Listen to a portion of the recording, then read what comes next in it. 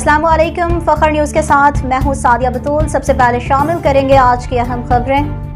لاہور سے bureau chief فخر news Tariq الہی تبوکی کی رپورٹ ناظرین کے لیے پیش خدمت ہے۔ قاسم علی شاہ فاؤنڈیشن لاہور کے زیر اہتمام عبدالغفور چودھری کی زندگی اور خدمت کے بارے میں ایک تقریب کا اہتمام کیا گیا، جس میں ان کی خدمات عالیہ کو سراہا گیا۔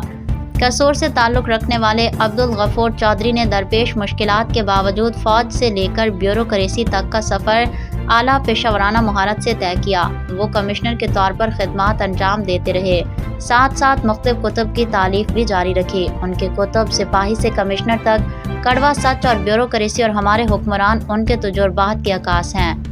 تقریب رونمائی کی نظامت ڈاکٹر عائشہ عظیم نے کی، جبکہ مقررین میں مجیب الرحمان شامی، doctor Farid Ahmad Paracha, doctor Muhammad Anwar Gondal, doctor نور نوید الہی اور قاسم علی شاہ اور چودھری عبدالغفار اور دیگر شامل تھے۔ مقررین نے چودھری صاحب کی پیشہ ورانہ اعلیٰ خدمات پر سیر حاصل روشنی ڈالی۔